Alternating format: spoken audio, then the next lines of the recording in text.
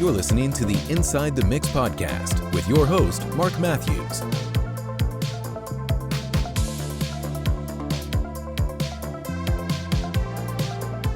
Hello folks, and welcome to the Inside the Mix podcast. Festive cheer to you. A big welcome to the new listeners, and of course a big welcome back to the returning listeners as well. We are now knee deep in the festive season. This episode is the third installment of my favorite podcasts that I'm sharing with you. And in this episode, it is the Master Your Mix podcast and my good friend Mike Indovina, who actually featured on Inside the Mix in episode 102. And that is titled, I'm looking at my notes here if you're watching this, Demystifying the Music Industry, an Insight into Music Mastering with Mike Indovina. In this episode, we chat about networking and mastering in the music industry, navigating the studio industry, the role of a mastering engineer, mastering audio and production, tools for music production and mastering, understanding EQ and reference tracks, and mastering music tools and techniques. So do go and check that episode out. It's episode 102. Of course, do that once you've listened to this episode. And whilst I'm giving you call to actions, do click the link in the episode description and provide your feedback on Inside the Mix. Help me shape the podcast in 2026.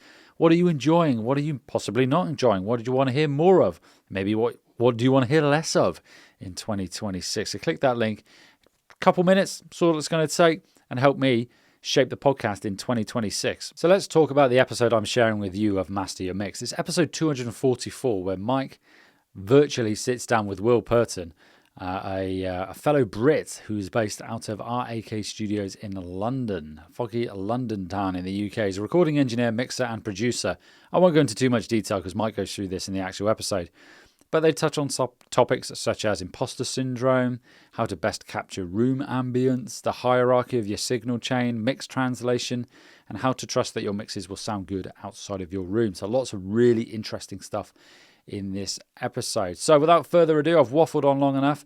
This is episode 244 of the Master Your Mix podcast with Will Purton. Enjoy, folks. Hey, welcome to the Master Your Mix podcast. My name is Mike Indovina, and thanks for hanging out with me today.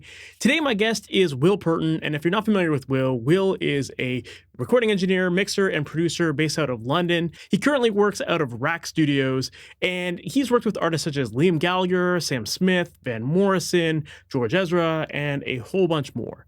And in today's episode, we dive really deep into the topic of getting things right at the source. Now, this is something we've obviously talked about on the podcast before, but I think it's worth bringing up again. And it's something that really needs to be emphasized because I hear so many people who come to me thinking that they have mixing problems. And they're like, oh, I need to learn how to get better at EQ or compression, that kind of stuff. But then when you listen to their recordings, that's where the problems are. And it's not that they don't know how to mix. They've studied how to mix, but they're not getting great source tones. And with all of this stuff, it's a cyclical process, right? Where when you get great recordings, it makes editing a lot easier. And then when you edit things, all of a sudden mixing becomes easier because now you have more polished tracks. There's more space between everything. And as you go through this process multiple times with different projects, you start to get better at all of the previous steps, right? So for example, when you start editing projects, you start to find the things that you need to pay more attention to during the recording process, right? And then you start to see how down the line, all of these decisions along the way really impact the final product. So yeah, in this episode, we talk a lot about that concept of just really focusing on getting it right at the source and using that as your foundation and focusing on getting things like the feel, capturing tones that end up ultimately being the final mix sounds and not needing to rely on fixing things in the mix. And we get into his process for all of that. We talk about how he likes to focus on even getting ambience right at the beginning. So he'll capture room mics, and we talk about his approaches for doing that. We talk about how he sets up drums and his microphone selection and why he's very intentional about choosing certain mics over others so that mixing becomes easier. We talk about different things to pay attention to during the recording process that end up ultimately making the performances and the mixing that much easier. So we dive into tons of great stuff about just really getting it right at the source so that, like I said, everything becomes way easier moving forward in the process. And in addition to all of that, we even get into some stuff about mix translation as well and how to make sure that when you're working between different studios, you have your ears calibrated to know that things are going to translate properly. But not only that, but how to make sure that even if you're working in a home studio, how to trust that when you take your mix outside of your studio to your car or any other system, that you'll know whether or not your mix is translating and how to identify when things aren't translating so that you know what to fix. So yeah, this is a really great episode. I'm really excited for you to dig into this. So let's check it out. Will Purton, thank you so much for being on the Master Mix podcast. How's it going today, man? I'm really good. Really glad to be here. Thanks for having me. Glad to have you here. For people who might not be familiar with you, can you give us a little background on who you are, what you do, and ultimately, how you got into music production and all the cool stuff you're working on these days? Yeah, sure. So I'm based in London, UK. I'm one of the in-house engineers at Rack Studios over here, and I've been there, I think, like 9 years now, which is like, you always feel like you're the new guy. Do you know what I mean? Like, I can remember the day I walked in the door just being like, okay, like this is the real thing. But yeah, no, like I guess I'm kind of one of the old hands now. But yeah, I started out like a lot of engineers playing music first and foremost. I was like a pianist, and then I played bass in a load of bands at school, and then I was that bass player who was like, hey, I want to be able to record us like as well as I possibly can. Why don't I go study that for 3 years? And then 3 years later, I hadn't written a song. I'd barely played a note in all that time because I just really, really fallen in love with like microphones and recording and like diving into the how records were made more than like the kind of what people were playing on the records. And that was it. That was like 15 years ago I started kind of studying, and I'm here. Managed to like make a career out of it. So far, so good. Yeah, I feel very, very lucky to be able to just like be in a room with musicians with great instruments kind of like all day, every day. Could be worse, man. Things are going good. Yeah. It's funny how that happens, right? Where it's like you get into it with this intention of just like recording yourself, and then all of a sudden it just becomes this like passion that leads you to working with so many other people. And unfortunately, sometimes that means that your own music sacrifices sometimes too, right?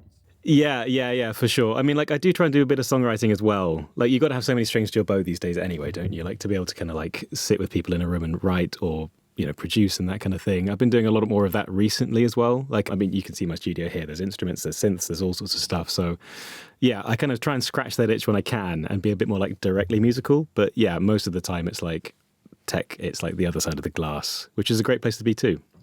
Yeah. Absolutely. Well, you mentioned working at Rack Studios, and obviously that's a very well-known studios. Lots of amazing artists have come through there. Like, how did you go from like learning this to ultimately ending up there? I guess it was one of those things. Just one thing leads to another. So when I was studying, that was up in Liverpool at a place called LIPA, the Liverpool Institute for Performing Arts, and I got a job kind of straight out of there at a studio in Liverpool. There was this kind of like Mike Crossy used to be based there actually, so he did some like Jake Bugg stuff and like early 1975 stuff up there, I believe. And I started there just after Mike had left. So it was me and this new engineer. We were kind of starting things out, like literally like tearing up the floorboards and like putting together a studio like directly, not just putting gear in nice places, like literally building the studio. And I was there for like 2 years or so, moved back down to London. I'm from here originally, so I was kind of living at home for a couple of years and just started working in kind of small studios. There's a place called Miloko. They got a load of studios around London. It's like they're more of like a studio management company, I guess, but I was like one of their roving assistants for a long time. And then, built up from their small studios to their bigger studios. I had a friend who went on to work at Rack.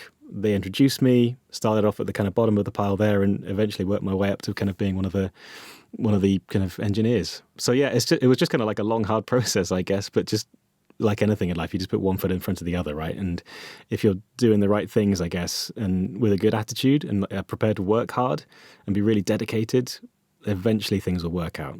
But I guess because people ask me a lot, how do you start out? What should I be doing if I'm like just out of university, or maybe even if I didn't study, but I want to get into working in studios? And the answer is nobody knows. You just got to try stuff and see what works for you. But I think just dedication and just keeping on knocking at it and not getting knocked down, not getting knocked back. You just got to keep sending emails, keep seeing people, keep trying.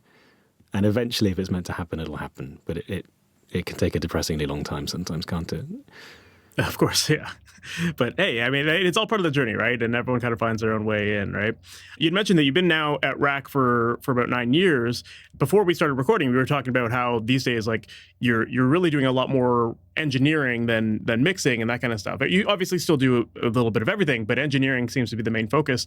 And I'm curious to dig into that a little bit too, because I feel like, people tend to, at least like I tend to find a lot of people that are like, they get obsessed with the mixing side of it. It's like, they love playing with the plugins, maybe having isolation and just like being able to work on their own and, fiddle around with different tools and whatnot. But the engineering side of things, like being like focusing on that is also interesting too, because I think that that's something that some people just do out of necessity to get to mixing, but like being a dedicated engineer is a skill in itself. And it obviously, for a bigger studio, you need to have someone who truly understands that world very, very well. So what was it about the engineering side of things that like really that you gravitated towards more than maybe, say mixing or that kind of thing? I don't know. I mean, I guess like early on, I always thought, because like, coming at it from a musician, I always thought of things as like that's where the music was, like you playing it and you writing it and you being in a room performing it. And so I was like, I just want to be the next step down the kind of the chain from that. I want to be like as directly involved. I want to be in a room with musicians, because that's where I feel you can make the biggest changes. I mean, mixing is amazing. You can do all sorts of stuff, but like, I still just have it in my head that that's where the core stuff is. And like, if you want to get stuff right, that's where you start, as early as you possibly can. And like, it might be that sure you swap out microphones, you swap out preamps, you do all that kind of stuff. Like, it makes differences, but not nearly as much difference as like getting someone to like play a bit softer. Maybe that's what it needed really, if you needed more low end in something, or like moving a mic, or changing a drum skin, or like tuning it slightly differently. Like, those are the really big differences, and that's like the kind of stuff that whatever happens down the chain from there, you're kind of stuck with. So I'm a big believer in just like, you just got to get it right. Like, it's taking an hour or half an hour to fine tune something in the room with people and then just record it. It will save you like 5 hours later. Do you know what I mean? It's just like, it's time paid forward like 100 times over. And also it's fun because like you just get to work with the people. You're actually there. You can vibe with them. If it was a great take, you can get excited about it. You can see how exciting the differences that you're making as an engineer make to them. Like, if a band comes in and listens to like what you're doing in a room and it just feels like what they did, but just so much more exciting or whatever, that's just really like really gratifying. Like, you get that kind of like immediate feedback on like if you did a good job or not. So that it's just what always has excited me. I really, really love that. I used to do a bit of live sound, which is a similar thing, right? You're in the room with the people, you're miking stuff up, and it's coming out the speakers directly. But like, honestly, that always just scared the shit out of me. Like, I hate that. But like, being in a studio, really getting into details, and just being able to help people craft things from like the raw ingredients, like to me, that's just where it's at. That always just really excited me. And I guess I just got really lucky that I kind of got the chance to do that. I mean, yeah, like, mixing is almost something that I'm having to learn kind of like later in my career. Like, the technical stuff, it's all, we all learn that, I guess, at college if we went to college, or kind of you can find that stuff out online, and that's great.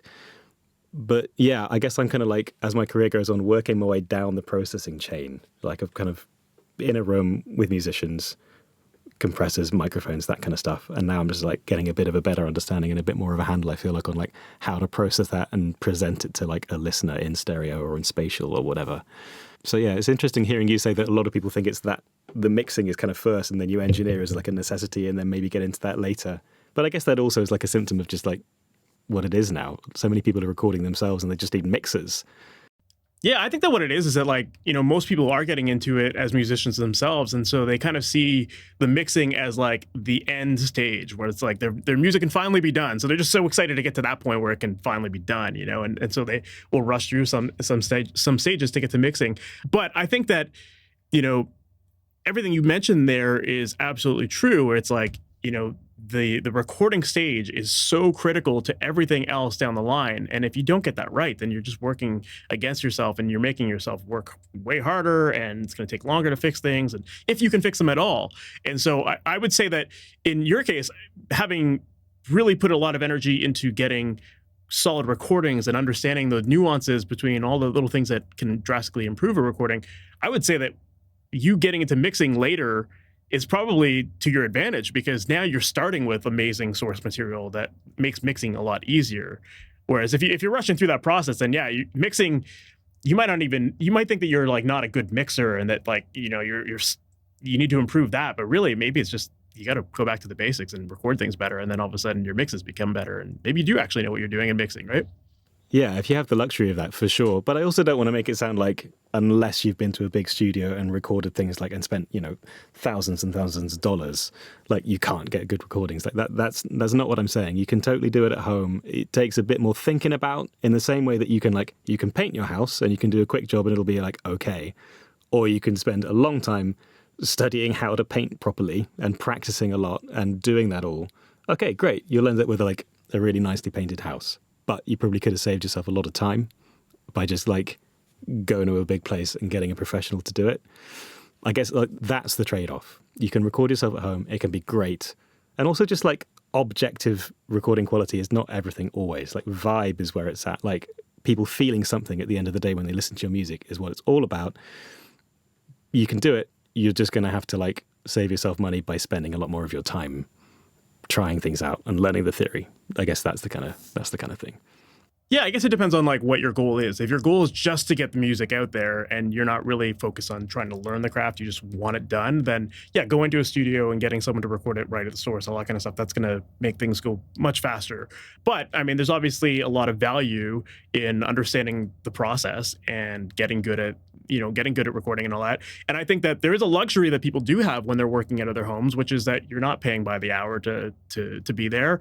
And you can spend all that time experimenting and, moving around microphones, trying different things, different settings. You can mess up and it doesn't matter. Like as long as you're dedicating that time to just learning, there's a lot of positive things there, as opposed to like, paying someone for that time at a studio, or working at a studio and messing up someone else's projects. There's that part of it too, right?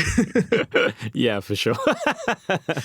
I mean, oh man, can I tell you like the most like pressure I've ever felt in a studio? I want to tell you about like an email I got one day. This was like December, like 2 or 3 years ago. And it's like a pretty dead period, at least here in the UK. Like studios are pretty quiet from like just before Christmas to like kind of midway through January. And it was like right in that period. And I got this email and the subject line is Abbey Road. And you're like, huh, okay. I open it up. It's from this guy called Dave Charles. Really, really cool guy. Never met him before. Email completely out of the blue. Hi, Will. This is going to sound like a real humble brag, I realize now. I'm going to tell the story anyway. Like, hi, Will. I'm recording an album at Abbey Road, Studio 2, starting like next week. My engineer just dropped out. We're doing like an all-live band. We're in there for 3 weeks. We're recording to tape. Someone sent me your email. Can you please do it? And I'm just like, oh my God, this is the best thing ever. But equally, like, how much pressure? Like, this guy saved up all his money for literally 5 years. Like, every spare cent he had, he saved to put towards this project. Like, paying session musicians, paying for the studio time. Like, and then you're there in the control room, kind of like with all of that under your fingers, like, just trying desperately not to mess it up. Do you know, like, oh my God. And it all came off really well, I'm glad to say, but like, fuck me, I was sat up there just like sweating. Because if it doesn't sound good, it's not the room, it's not the microphones, it's you. so yeah. I love that. But you got to do that. Like, I mean, that's how you grow and get better, isn't it? Like pressure, diamonds are formed under pressure and all that stuff. Like you got to put yourself out there sometimes. So yeah. Yeah. No, I love that. That's a great story. And I think that that's actually like very similar to like a lot of people getting into like getting their first clients, even if it's at a home studio. It's like, I think a lot of people don't get into it, or like they're afraid to get into recording other people because they're afraid of messing up someone's project. And they let that fear hold them back from ever taking that shot and doing something really cool. And I mean, yeah, like who wouldn't want it? Like that idea of working at Abbey Road, it's amazing. But yeah, I can see how that would scare a lot of people. I'd be scared to do that too, especially if it's a place that you hadn't worked out of before, right? Yeah, I hadn't. That was my first time in there. And you like send that email being like, yeah, I'd love to. And then like the doubt starts and you're like the imposter syndrome kicks in. And I've been doing like 8 years at that point. And even then you're going like, oh my God, like, am I going to get there and I'm going to get like found out? Or like maybe all the things I do only work at Rack and like maybe that doesn't translate other places. Or so like if you're feeling like that, I guess, and you're starting out, like, literally everyone feels like that on some level, I think, until you get like really, really experienced. And you only get to be experienced by like doing it. I think to get good and certainly to like get your foot in the door, sometimes you just got to like take a punt. You got to just take a deep breath, hope for the best, like trust that all the hours you put in kind of doing the theory and also just being a person that cares about music, that really counts for something. Like all the hours you put into all of that, like those will just come together and you'll be cool. Like turn up.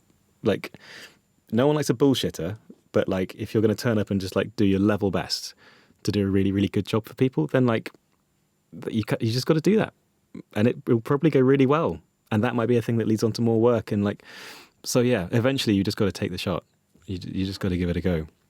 Yeah, I mean, I'm like 20 years into this and I still get scared every time I go to a new studio. It's like, oh, what if I don't know how this patch works or, how it's all wired or whatever. And it takes longer than a couple minutes to get something set up. It's like all these things go in your mind of like ways that you could fuck it up. And, at the end of the day, as long as like you're taking your time and you're getting the right sound, that's all people care about, And just, I think, being honest with yourself and with your clients as well. Like, if you don't know something, be honest with them about it. And, it's not gonna work against you. It's gonna work against you more if you fuck it up than you being like, hey, I need an extra couple minutes here to figure this out, Yeah, exactly that. Exactly that.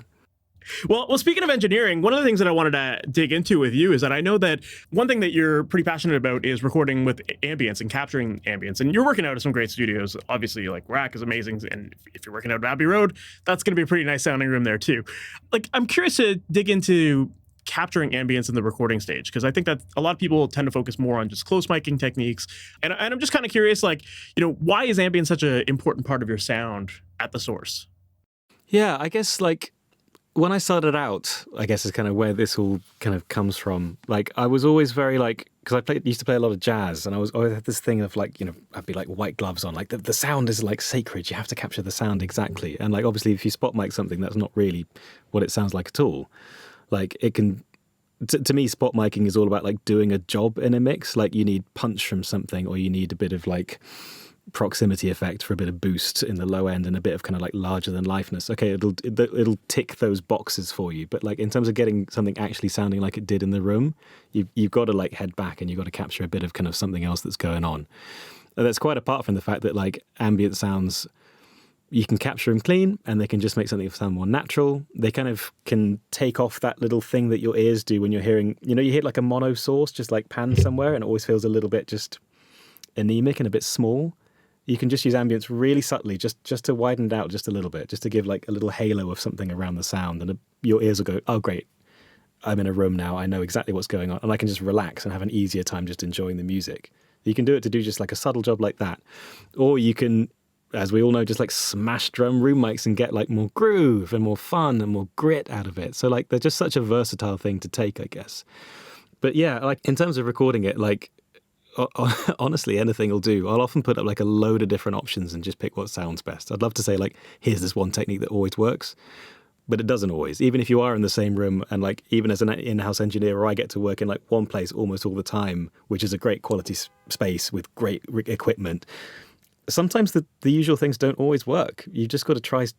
Maybe it's a different drummer that day, or just the air in the room is different that day, or like one particular mic is not working that well today. Like, yeah, if you've got the luxury of trying a load of things out, that's what I do. But like, I'll tend to have some omni mics because they just sound like way more natural. Like, and rather than doing what I used to do, which is like space them like really, really far apart, like in different corners of the room or something like that, I really got into just having them like 2 or 3 feet apart. Because I have this thing of like, the further away they are, the more wide your artificial stereo image is going to be.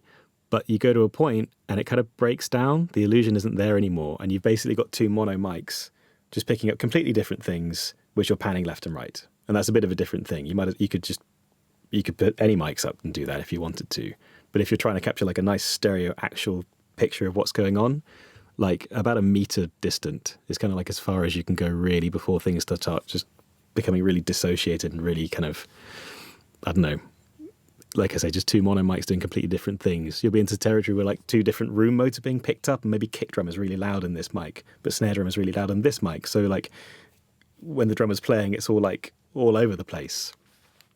So yeah, I can just keep things really, really, really, really tight, really close together, and just kind of space that array kind of like closer or further away from like a drum kit or whatever I'm recording.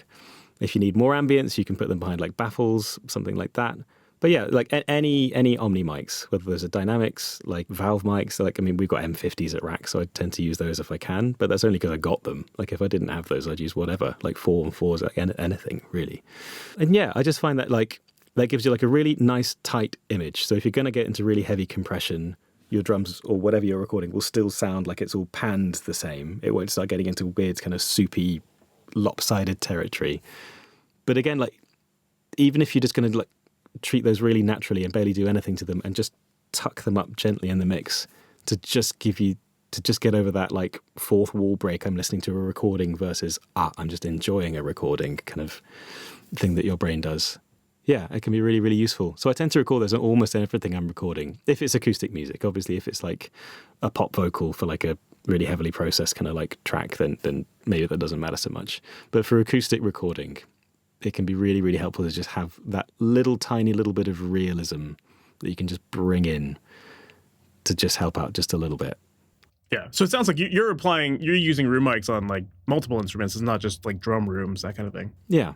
Yeah. And it's not so much to like make everything sound like it's in the same room. Like I used to do that a lot when I was starting out. Like you'd always send everything to the same reverb. So it just had this kind of like shared sonic character. It's actually less about that and more about just getting over that unbelievability factor of just like when you listen to mono mic'd things all mixed together, it all kind of can sound quite small and your brain's going, oh, that's weird. That acoustic guitar sounds like it should be quite close to my ear because the mic was that far away from a guitar, but it's distant and it's over there.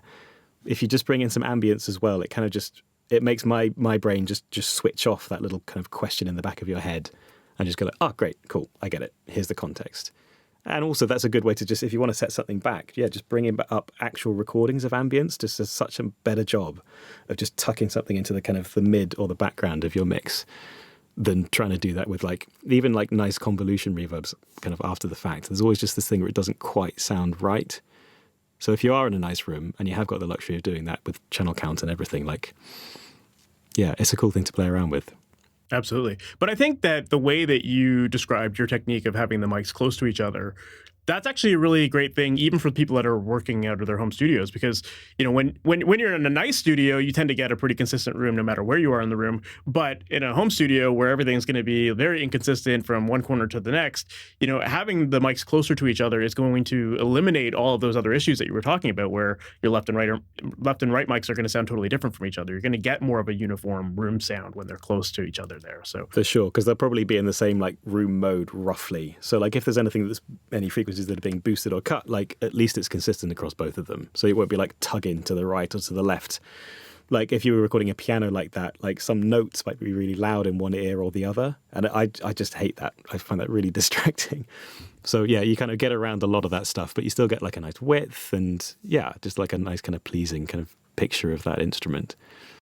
As far as like using those ambient mics, like I know that you're also a big fan of committing to sounds on the way in. So are you committing those room mics to like the dry sound as well and just, you know, making that like what you end up with in a mix? Or are you committing like a bunch of different close mics together and then leaving the room mics separate so that in the mix you have that adjustment? Yeah, I'll generally take my ambience kind of separately. I mean, if you are working on tape, then yeah, you maybe want to kind of punch those down to like a stereo thing. But no, like when I'm committing sounds, because I do think that makes a big difference too. That's more like choosing one mic over another. Like I tend not to multi-mic things now. The guitar cabs I do, sometimes acoustic guitars I do, but it's just that old adage of the more mics you have up on something, the more phase problems you're going to run into, whether they're like as aligned as you can get them on like one source, or if that's lots of mics on a drum kit or a piano or whatever, the more you add, the more it's going to boost some things but take away other things. And maybe that's just a headache you don't need, even if you've got like auto align 2 or whatever kind of.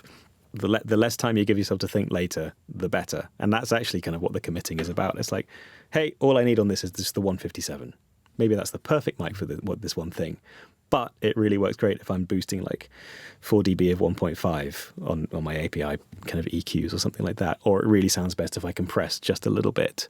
Like those kind of things I'm committing. And as well as like, you know, driving pre's maybe a bit harder and turning down your fader on your console or your output kind of gain on your preamp to just get just the right amount of saturation and just the right amount of kind of like body and like thickness to a sound.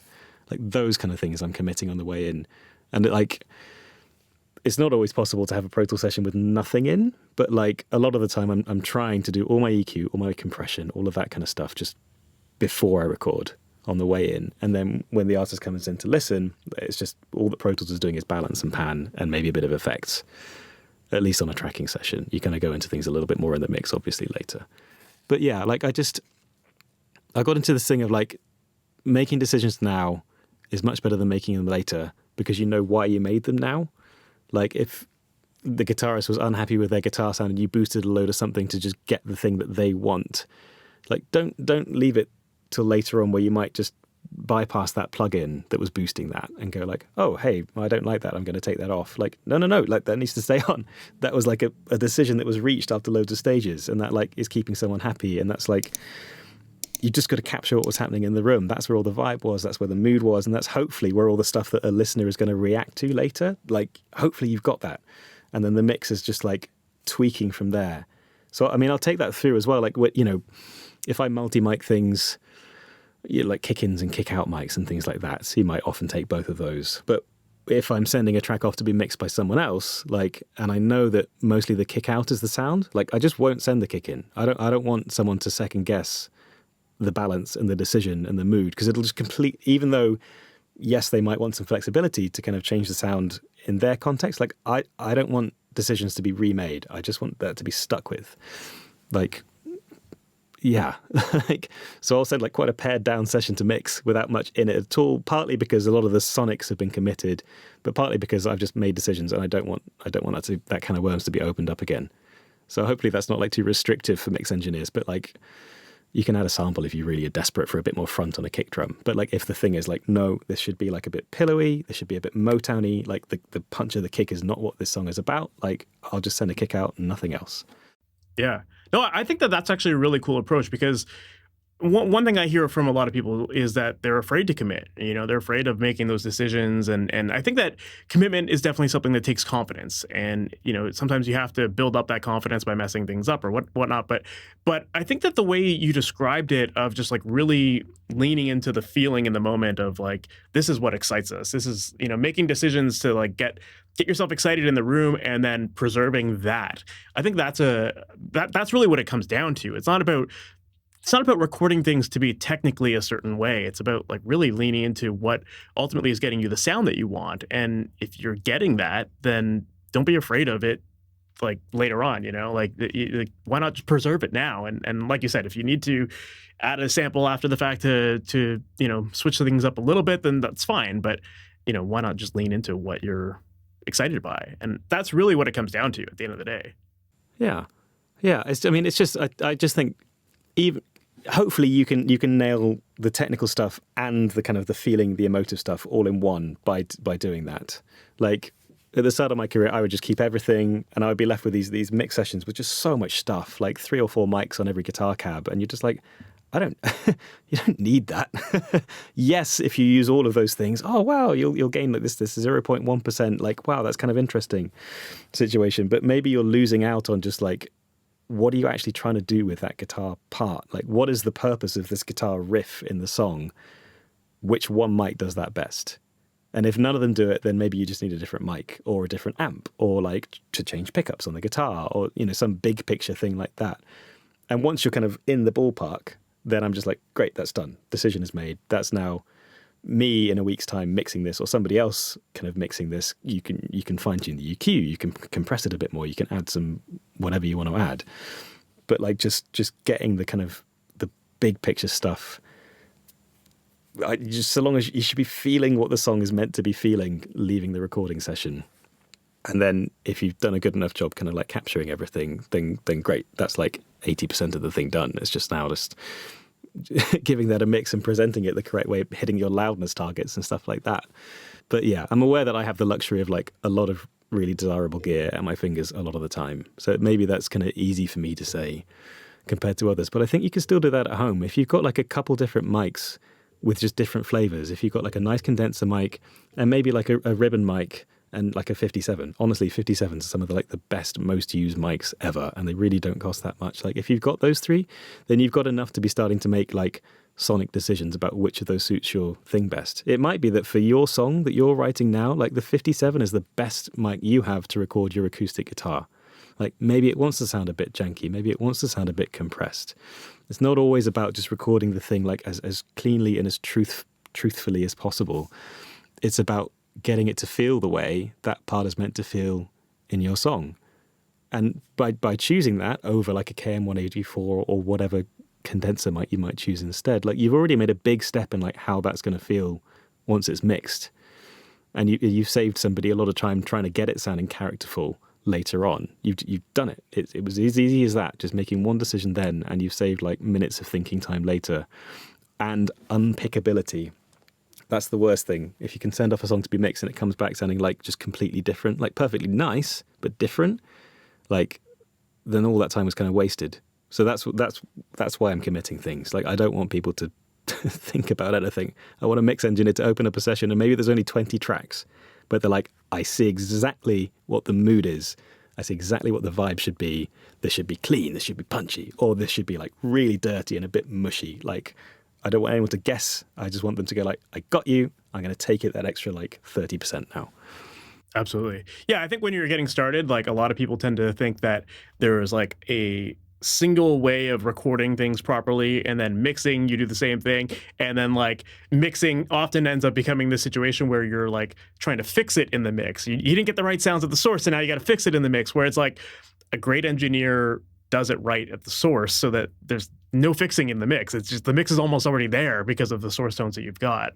And I think that that's something that takes a while to develop and to really understand, like, you know, those nuances of what makes a great recording, you know, the different types of mics, the different positions, the different performances, like, you know, different ways to coach people through those performances, all the things that you mentioned earlier, you know, that takes time. But when you really master that, when you spend that time, yeah, mixing becomes this whole process that is a lot more enjoyable, and you're not fixing things.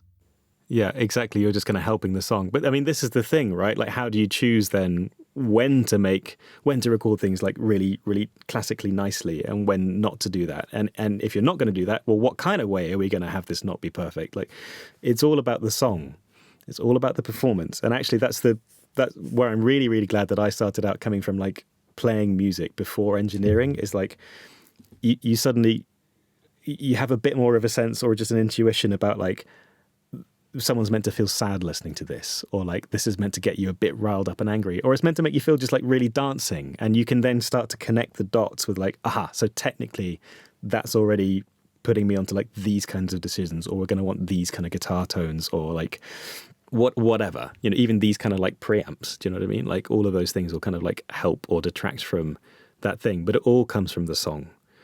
And so, like, because if there was only one way to record an acoustic guitar, right, kind of to your point, like, everyone would just use the same one acoustic guitar mic. We'd all just have that. You wouldn't have to think about it ever again. You'd have sorted your acoustic guitars forever. And you'd also only ever mix them one way, right? Like, but it's not like that. It's not like that at all. And it's all about the music, the song. And songs, really, to me, they're either about messages or they're all about feelings. So that's basically what it comes down to, like, really human stuff, you know, like, how are you meant to feel? Or how did you feel when the artist played you the song the first time? Great. You should be feeling that at the end of the record day. You should certainly be feeling that at the end of the mix. And all your decisions are kind of informed by that. And yeah, if you're at home wanting to grab that, like, there's probably a bit of trial and error. Just try things out, whatever equipment you've got to hand. It will all make you feel very slightly different. And placement as well, like however you're recording things, even if you just got one mic, where you put that one mic will have a huge, huge impact. But yeah, so that's where it all comes from. That's the North Star that I'm always following. Things don't have to be nice, but also, like, even if things need to be characterful, like, you know, there's the right kind of character, and it's trying stuff out, having the benefit of like seeing kind of, I think the best thing about working in big studios actually is that kind of when you're at the start of your career, getting to see people who already are doing this day in, day out, and the different things that they're doing and the approaches they take and the results that has, like, that's just such a good way to build up your arsenal of like, right, this particular producer does like punchy drums like no one else. I'm just going to wholesale steal that approach, at least to start off with, and then you start to iterate. But like, then it's knowing why. Not every song needs that. But when it does, then you've got that in your locker, and that's great. Yeah. Yeah, I agree with that. It's like when you see other people working, you learn so much. Because like a lot of people learn like that way that they think is technically correct. And then, yeah, they see someone like do something totally opposite. And all of a sudden, you know, it's just like it opens up this new palette of sounds that you can get. I remember, you know, like I went to audio college and they would always talk about like, oh, don't clip your mics and that kind of stuff. And then the first day I was at a studio, I saw someone like cranking an Eve pre, and it was just so distorted and dirty, and it sounded awesome. And I was like, what? Like, we can do this? But it doesn't mean that I'm going to constantly distort the mic every single time. But it's like knowing like, okay, there was a conscious decision here being made about, you know, why we're distorting it and what kind of effect we're going for, that kind of thing. But it just became this new thing where I'm like, okay, cool. That's in my back pocket. If I ever needed that, I can do it again. It gives you permission. Yes, you got to know the rules to know how to break them. But like, once you've got that framework, you can kind of take it and run with it. I did this session. Actually, this has happened a couple of times now. There's this TV show called Name That Tune, And I think it's on in the US actually. It's like I think it's a Fox thing. But the deal is it's a quiz show. All the questions are snippets of music. And you've got to go, oh, hey, that's the Four Tops. That's whoever. That's the Beach Boys. And rather than have the band play live, here's me lifting the cover off the trade secret. All of that stuff is now pre-recorded. They pay for the band to come into a studio for like literally months. And they record all the music they're going to use over a whole series kind of beforehand. And so what you've got to do as an engineer is like, they don't organize those 3 months by like genre or by era. You'll do like a Beach Boys song in the morning, and then it'll be like Ariana Grande straight away right next. And then it'll be something from some like pristine yacht rock, right up next after that. And so you're flitting between all these different styles and sounds and approaches to recording. It is so good for ear training. Like, man, like by the time you come to the end of that, you can not only listen to a song and go like, instead of you'd listen to it and be like, oh, that sounds like a guitar. You're like, no, that's a Strat. That's position 4. That's like going into like a JC20 or whatever. But it's also great for like knowing how to like use and abuse things, because like learning that like the Captain Beefheart bass sound, for example, that's like a hollow body bass raging super hot into the pre, and like all of that, like that thickness and that fuzz and all that kind of stuff is like, yeah, that was happening on the amp, but like set it where the gain's right on your knee and then just go like 3 clicks more than that, and that's like, there you go, that's the bass sound. So yeah, a lot of it's, I don't know, yeah, it's just so good for like having quick access to all those different sounds. I was doing an album with a guy recently which is very like yacht rock, and just being like, yeah, like now I know how to get that, like, because we've tried that a million times. Like, here's the things that they just do to get that, and we can just, again, it's in the locker. You can just kind of like try it out and get straight there without having to do much like trial and error. Yeah, I think that's actually a good point to bring up too, which is like that idea of getting outside of your bubble sometimes and just experimenting with different styles of music, and not being afraid to not being afraid to experiment and, step outside of your world, because you're going to learn something new. And that's going to open up your eyes for something that you can do in a later mix. Like I remember like for me working on a lot of rock music, like I'm not afraid of distortion. And then I remember I got thrown on some hip hop sessions, and like then I would distort vocals because I loved the sound of it in rock recordings. And all the hip hop guys were like, "What the fuck are you doing? Like that sounds weird." But then they listen in the context of the mix and be like, "Oh yeah, that sounds cool." It works. But those are the things. Like you just have to kind of sometimes go outside of your comfort zone and try different things and see what works. And you can fuse different sounds together, and sometimes you get these happy connections that just work, right? Yeah, for sure. Or if you see people doing a certain thing in a different genre all the time, and you're like, well, why are they doing that? Because like whenever I work in this other genre, that's not what they're going for at all. But then you try it and you kind of realize after a bit of time, like, oh, they're going for this. I got it. Like, yeah, that can be really useful too, because then that's another thing you can bring in your arsenal back to home base, whatever your usual genre is or situation, and be like, actually, hey, here's a new trick. Like the whole ambience, not spacing things too far apart from each other. Like I went really deep on classical recording for a while. I was doing some work with Max Richter. He's got his own studio up in Oxfordshire. Yeah, and just like going really, really deep into like the old traditional ways of doing things, like physics-based recording, rather than just like, we'll put this thing up wherever it sounds fun. And that's a thing. Like if you've got omni mics, you just don't put them too far away from each other, because there's a point where the whole stereo field breaks, and you're trying to create this illusion of some actual stereo capturing roughly what it would have been like if you were there in the room. Like it's you've got to get out your comfort zone. You've got to learn stuff. And also just like dive deep into the tech side of things as well. Like, we're called engineers. A lot of the time we're really just there kind of like capturing moods and capturing, the vibe and the emotion of something. But like, if you know that the big difference between this preamp and this preamp is like the transformer, say, and then therefore they're going to like distort in different ways or saturate, or one's not going to give you the transient response of the other, something like that. Like that's all. The more you can be doing that and just have that like as just second nature, kind of the better, because that's when you get really quick at things. Just like, yeah, 100% done. I got that. Let's focus on the music now.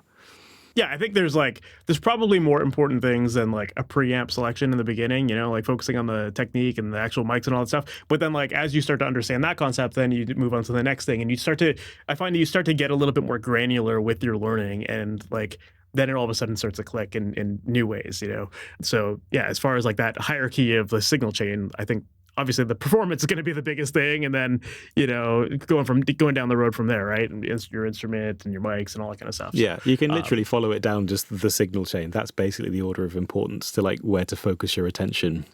Like, yeah, like you say, the most important thing is the performance.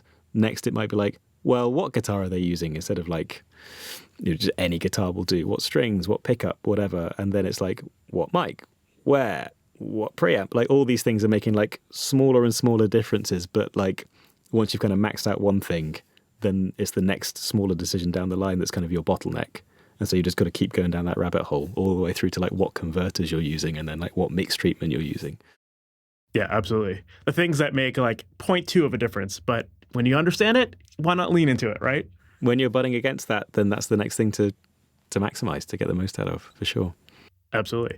Well, to tie into some of the ambient stuff that we've been talking about, like one of the first things that I think of when I hear the word like room, or when I hear room mics as a word, I immediately gravitate towards thinking about drums. And, obviously room mics play a big part in the drum sound, but another big element of the drum sounds is the overheads and capturing, not just the sound of a microphone right up against the snare or whatnot. And I was curious to dig into, I noticed that you put up a YouTube video recently where you were talking about your approach to overheads. And one of the things that caught my attention was that you actually recommended that people use dark sounding mics when it comes to overheads. And I was curious to dig into that a little bit and see if you can explain why you like to do that, because I think a lot of people associate cymbals as being top end. And so they think that they need a bright microphone to get that top end. So as far as going with a darker microphone, what's your reasoning for doing that? I guess it's kind of like maybe a question of like digital recording, right? Like, we have no problem capturing high end like really well in digital, like, and often what they'll do with cheap microphones when manufacturers are making them, they'll build in this kind of like high bump, because it just makes things sound like initially quite impressive and initially like, oh, really detailed. And maybe that'll start to mask other things that are going on with that mic that it's not quite doing right. And so often if you put up those mics on overheads, I find anyway, and if you've got quite bright cymbals especially, it's like things just get really harsh really quickly. And you're kind of into territory where like I often find I would be having to cut that high end like any way that I can. And I think there's just a subjective thing where like you can't necessarily tell listening to a sound like how it's been EQ'd, but there's just this subconscious, like if you've been cutting a lot of frequencies or something, it kind of just sits back a bit, or it is a bit less impressive and involving. Whereas if you take a darker sound and boost high end, that is just kind of like a more pleasant place to be. And especially because you can then choose, your EQ that you're using, because they're not all created equal. Like some of them are really harsh and cutting in the high end. Like, the Marg Airband, for example, is like really, really brash. But like something like a Pultec or like a Manly, some kind of passive EQ, and it doesn't have to be the real thing. Like plugins will do this too. Like we'll just bring that up in a really like sweet way. And I personally find myself like for drum overheads really preferring the sound of like cymbal detail brought up from a dark starting place with like ribbon mics on your overheads, but like brought up really sweetly where you can really tailor that detail and kind of like come up, like, when you're tuning a guitar string, it sounds better if you tune up from under. It's kind of like, I guess, kind of like that. Whereas if you're like trying to tune down from above, it doesn't kind of sit properly in tune. It's almost like if I'm having to cut high end out of really bright mics, I just end up at like a less pleasing finish point to me. Yeah. So it's kind of that, I guess. Yeah, so do you think that it's just because, like, with the dark sounding mic, you don't have that detail there, so when you're boosting, it's kind of boosting all the other stuff around what would normally be harsh? I guess so, but I think the detail often is there. Like, unless there's something wrong with your mic and there's literally, like, not recording something, like, even ribbon mics, they're picking it up. They're just picking it up less. So you're just boosting it up, and rather than relying on the high end of how the mic sounded. And there are some mics which sound really, really beautiful in the high end, but maybe too boosted for some things. Like you're then relying on your EQ, which is something you can choose after the fact to just get exactly the right kind of tonality in how that is boosted and exactly where that's being boosted. Because it's not like ribbon mics, if they're working properly, they're definitely recording that stuff, but it's just like attenuated a little bit. So I guess that's the thing. It's not adding detail that wasn't there. It's kind of just finessing the detail that's there, but a bit tucked. It's more enhancement as opposed to like correction or something like that. Yeah, exactly. Mm-hmm. So then with your decision to go with darker mics, do you have a preference for cymbal selection then at that point? I mean, I kind of leave that up to the drummer, really. I'll take like a bit of a big pick because I wasn't a drummer starting out. Like guitars, I'll go in on because I know it and I came up with that. Whereas like drums, I'll know big picture stuff like that's too brash, or like actually we need when you hit the bell on that ride, it needs to be a bit more defined. Like stuff like that, I can contribute and I will just say that rather than like, hey, you should be. Why don't we try Zildjian Ks or Zildjian whatevers, like Sabian, switch to those like. I guess, yeah, I'm kind of probably thinking of those same things just without the names on them.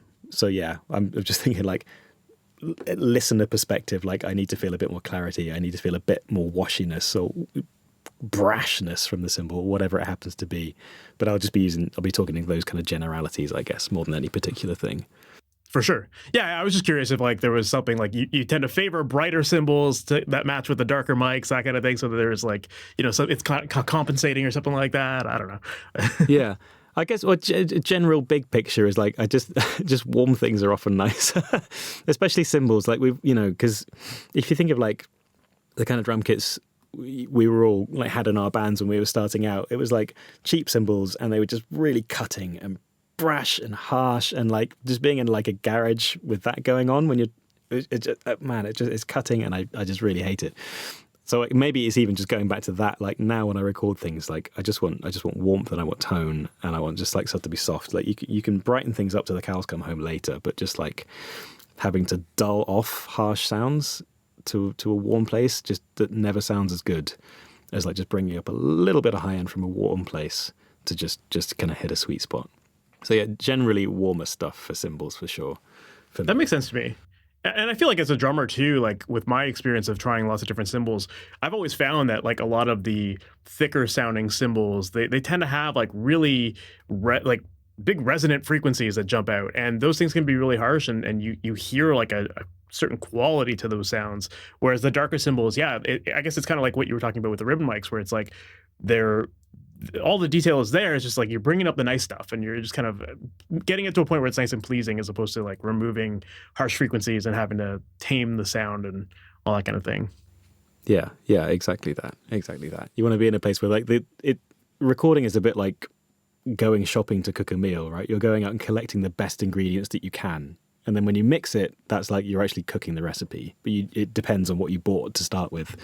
So yeah, and the less you're having to like just compensate for any kind of like inconsistencies or deficiencies in the kind of the original source sounds, like literally standing there in the room, I mean, like listening to the actual instrument, like the better. And generally I just find that I have more of a problem with things being overly brash than overly warm. Just seems to be like a bit of a universal truth, especially coming to like cymbals. But your mileage may vary. I think that's just me. Absolutely. Well, I mean, this is all like going back to this kind of main theme that I feel like we're discussing, which is just like focusing on getting things right at the source, picking the right tools, picking the right instruments, and all these little details that kind of come together to make the final sound what it is. Yeah, that's it. It's literally all about that. That's where all my time is spent. Like when I'm on a session, it's just trying to fine tune things, get things exactly right. Maybe you end up just needing like 2 or 3 mics for like a small scale recording, but like finding exactly the right place for them and exactly the right treatment and not being afraid to go in quite hard on like, say it's the perfect mic, but there's this one resonance in it. There's like this thing about like 5K or whatever, like just grabbing an EQ and cutting that out. If that mic is definitely the one and it's doing loads of great things and that's the one little niggle you have, just cut it, man. Like if you can find it, rather than just leave it till later. It's just, I'd much rather just do the work now, and then the mix is just all about the musical stuff rather than the like compensating for issues. There's always something, but like the more you're doing the big picture, I'm writing things for emotion. I'm just really trying to get people involved in this mix, as opposed to like, oh wow, I'm gonna have to spend like 6 hours even like getting this listenable. Like, yeah. That's where it's at. I just think you can spend your time down the line so much more like productively and enjoyably if you get the chance to do that. Yeah, I agree with that. And yeah, again, it's just like what you talked about earlier. It's making it sound exciting in the room and whatever is pleasing to everyone in the band. Then that's what's going to matter. Yeah, absolutely. This may be a totally random tangent aside from everything we've been talking about so far. But one of the other questions I was curious to ask you about was that I was reading an interview with you recently where you were talking about the idea of mix translation. And you were talking about how you were noticing an issue back in the day where, like, when you move from studio to studio, you would find that sometimes mixes would fall apart or they would sound different. And you mentioned that you like to use headphones as your solution to that problem. And so I was kind of curious to dig into that a little bit and learn a little bit more about what that process looks like for you. Because mix translations is another thing that I hear a lot of people that, they make a mix at home and then they listen to it in their car and it falls apart or something like that, right? So I'm curious to know, like, how you incorporate headphones into your process with understanding mix translation. Yeah, so I guess headphones is just like, they're a very good like reference point because it never changes depending on where you are. You can obviously, maybe this is super obvious to everyone listening, but like you take the same pair of speakers, which might be great, into different rooms, or you maybe move them around in the same room and they will sound completely different because you're just, unless you're in a really, really well-treated space, like your room is adding a lot and it's subtracting a lot, and also just the reverberations of it are maybe covering up a lot. And if you're going to a new studio, like, imagine me walking into Abbey Road for that first time, like, you don't know how that control room sounds. You don't know how those speakers are set up. You don't know if whoever was in there the day before did a weird thing that really works for them but not for everybody else and hasn't moved those speakers back to maybe where they should be. And it's just a bit of a, like, you're rolling the dice. Maybe you'll get really lucky, but you'd be surprised how much, like, really big pro studios, like, expensive places, like, the monitoring is not always really, really great. Like, there are like, maybe I can count on like one hand how many studios I'd be like, wow, I could just mix in that control room. That's amazing. So, like, I'm not thinking of headphones as like a be all and end all. That's the only thing I need. Like, I do find I get better results on like good speakers in a well-treated room if I'm mixing kind of at the end of the day. But when you're tracking, it can just remove a lot of questions where you're like, is that bass boomy because I'm just sat in a place in the room where there's a massive boost, or these speakers are not properly decoupled from the floor, or something like that? You can just throw on headphones. Like, there are loads and loads of great brands out there. I don't think I should kind of name particular ones, but I've got a really nice set of like open back headphones that I really, really trust now, that are just super, super flat. And they're great to just be able to throw on and be like, yes, the bass is boomy, I need to sort that. Or, no, in these headphones, they sound fine. I'm just in a weird space in the room. And now I've learned to think that anything that sounds boomy, actually maybe that's cool in here, because it won't be when I go back to my place tomorrow or to another studio to do overdubs with this same band kind of later down the week. So yeah, I think they're just a great thing to have in your arsenal because they can just remove a lot of uncertainties and answer a lot of questions. And they just let you kind of move on to the important stuff and get on with things with the band much more quickly. But yeah, what you want to avoid, if you can, is like just trusting what the room is saying, recording things, and especially if you're going quite hard with EQ and stuff when you're tracking, like I kind of tend to if I can, you might be mixing into like a really weird sound without really knowing until you've like really learnt that space. So yeah, especially in a new place, but even in studios I know really well, like I have headphones there. It's just like a fail-safe safety net. I can quickly just throw those on and just be really sure about exactly what's happening tonally, and then just take them off and be like, great, I can kind of move forward with the important stuff now. Yeah, so that was a bit of a revelation almost. It's like, great, I can answer all those questions I had finally. Yeah. Well, it's interesting because I think that brings up a whole other interesting topic, which is that idea of like, you're using headphones, it sounds like, as a calibration tool, so that when you go from one studio to another, you have this like constant thing that in different rooms. But as far as mixed translation goes, like, there's that side of translation where you're bouncing between different studios, but then there's also like working out of your own studio and knowing that the sounds are going to translate outside of the studio to like your car or whatever, not necessarily working out of different spaces.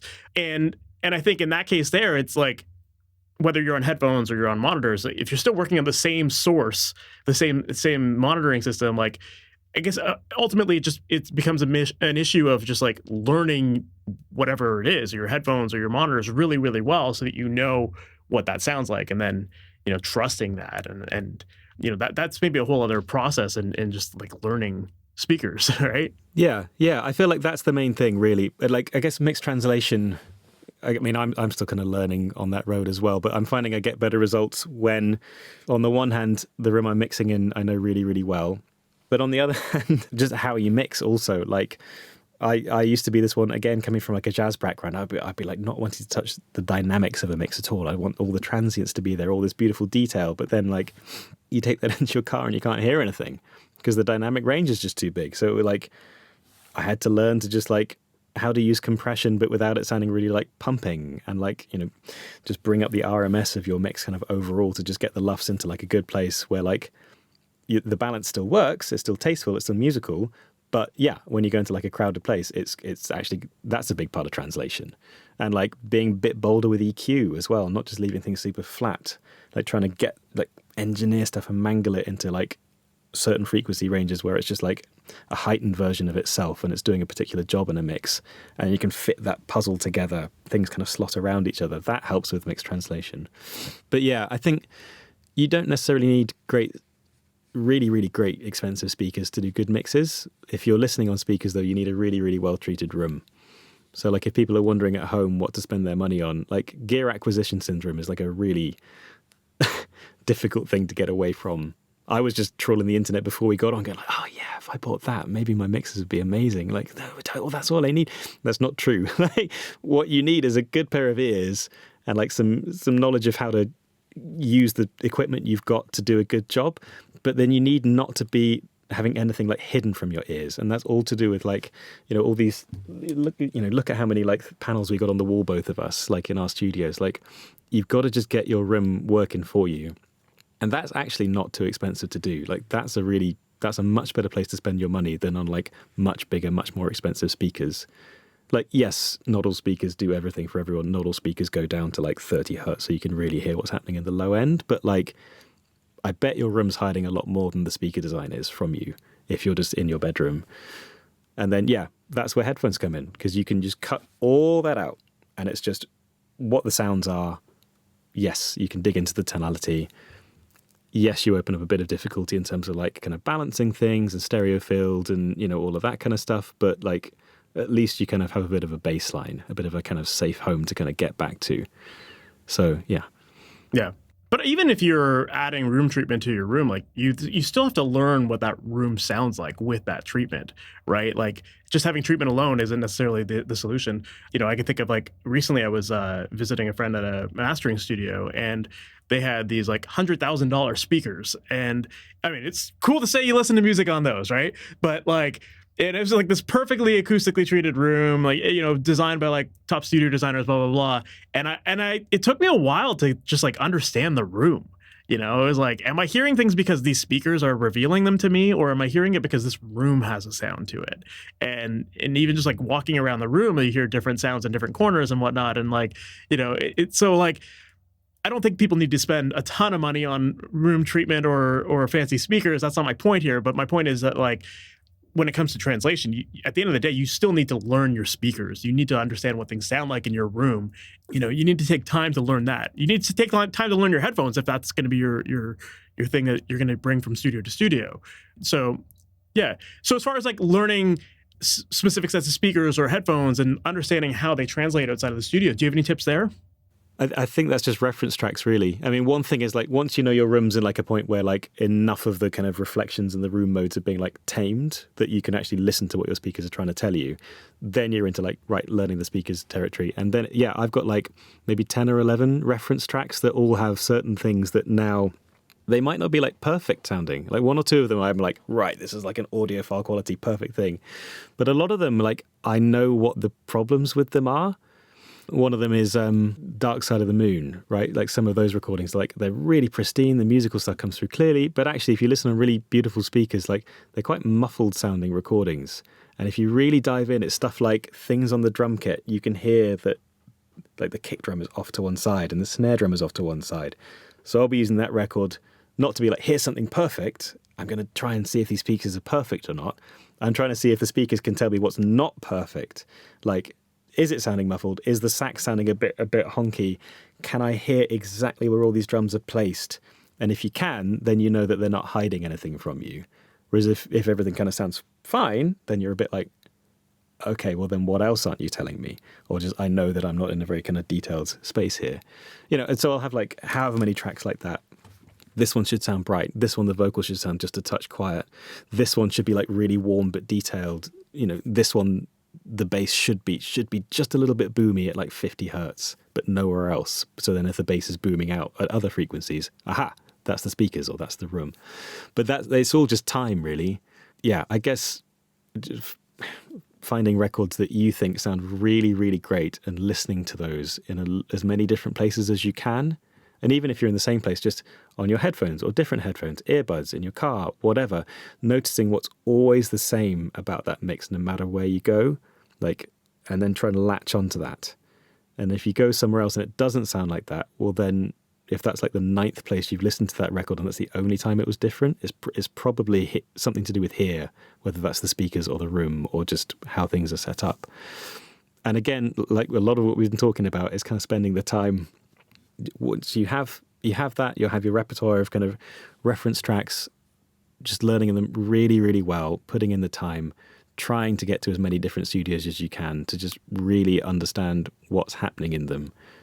And then you can start using them to like work out. Again, it's all about just setting that baseline. I know where things should be and what am I hearing or not hearing kind of from that. Then you can start to learn kind of where you're at. But it's also then just mixing. You got to just try it, right? Like, to this day, I still find it difficult, like first time around, to get like my vocals exactly at the right level and not to like kind of overcook them a little bit or undercook them. I've still got to take it out to my car or just like listen to it on my phone speaker or whatever to be like, oh, hey, actually, that is a little bit loud still. Mm-hmm. Yeah, it certainly doesn't hurt to have multiple systems to reference to, but you need to understand those different references as well, right? And I think it's what you're saying. It's like listening to different music that you know intimately and understanding what it sounds like on your monitors and then what it sounds like when you bring it to the car and like all those, identifying all the differences between the common sets of speakers that you listen to. If it sounds consistent amongst all those different things, then I think that's the goal there. And if something all of a sudden sticks out one day, then you know you have a problem in your mix. Yeah. Have you ever had that thing with like, I don't know if you use like 24 Karat Magic, Bruno Mars, like that mix just sounds amazing. But it's almost like it sounds too good. Like everywhere you listen to that, it just sounds great. So it kind of doesn't really tell me anything about the system other than like, oh, these are small speakers, so there's not so much actual bass here. Like to me, that's actually not a useful reference track. You need to have something where you know what to check out and you know what is either being hidden. It's funny that you mentioned that song because when I was at that mastering studio, we put that song on because same thing. I was like, that song sounds great everywhere. And I was very underwhelmed when I heard it on these speakers.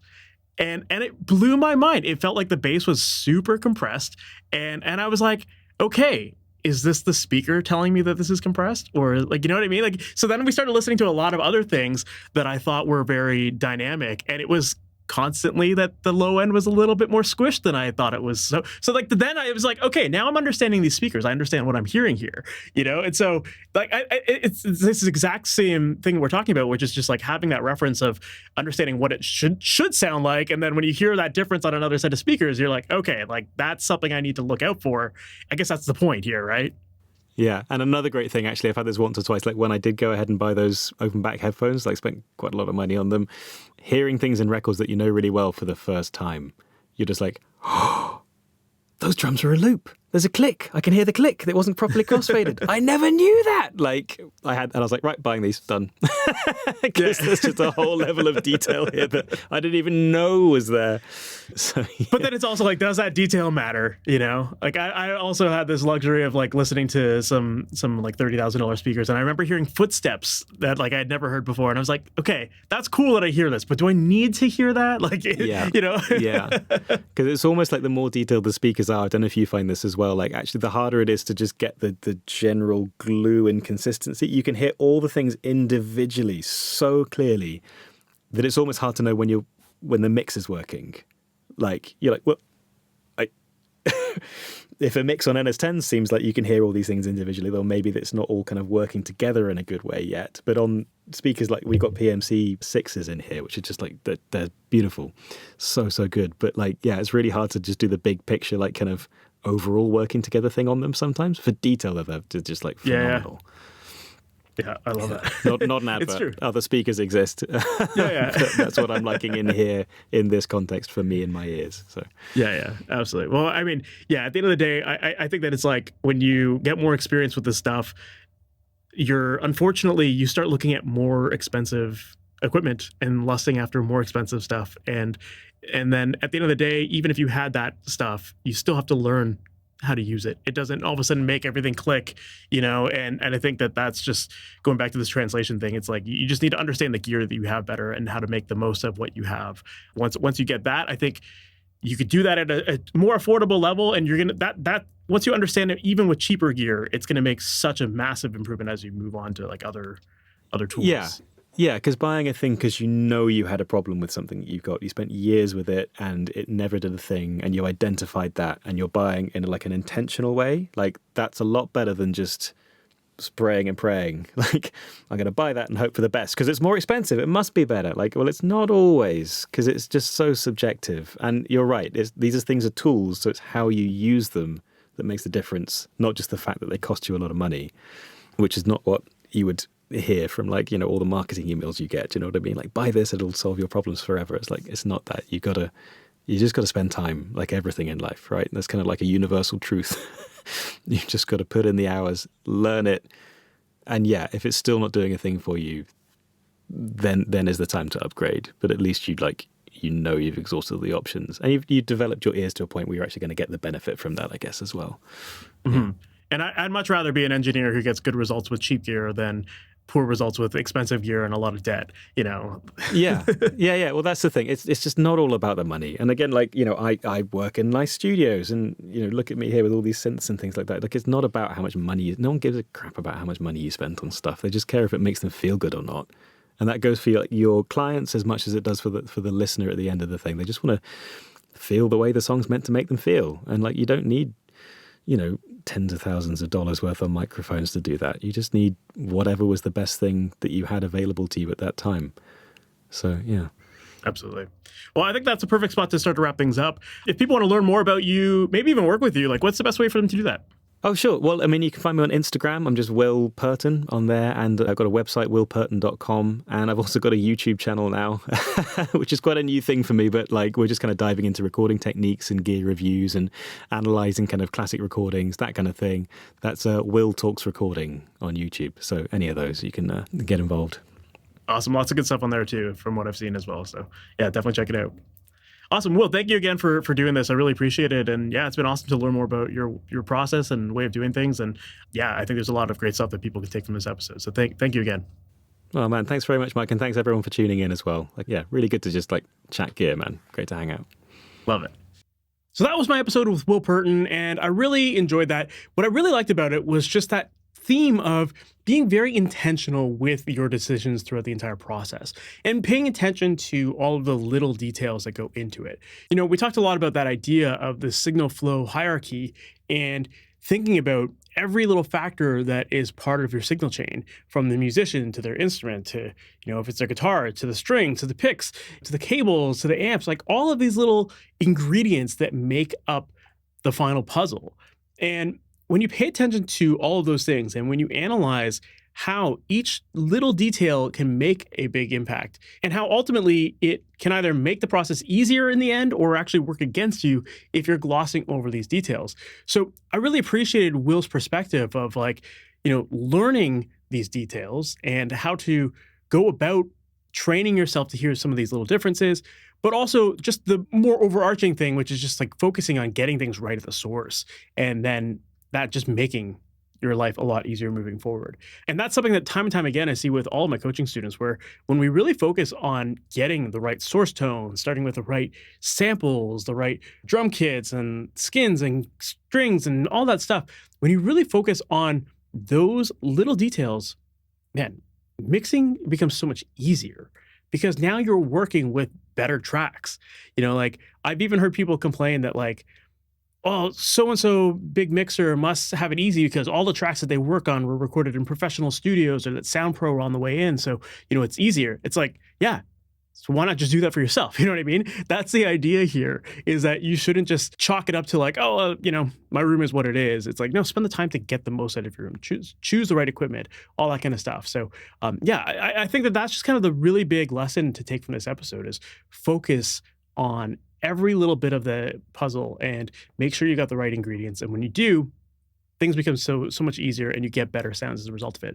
Don't don't compromise with this stuff.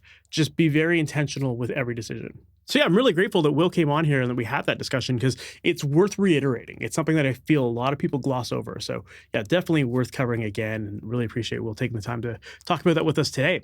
Now, if you need help with this process, if you're not sure of like what you could be doing, or maybe more importantly, like what are your blind spots? What are the things that you're missing out on? And you need someone that can listen to your tracks and help identify those gaps in your process and then walk you through how to solve those issues and give you a repeatable beginning to end process for producing your tracks and getting pro results at the source, and then ultimately editing them and then mixing them to sound great. If you want one-on-one help with that process, I'd love to help you out. And inside of my Amplitude coaching program, that's exactly what I do. I work with my students to help identify where their gaps are, and then we focus on mastering those processes and filling in those gaps to make sure that ultimately you're getting sounds that you hear in your head to come out of your speakers.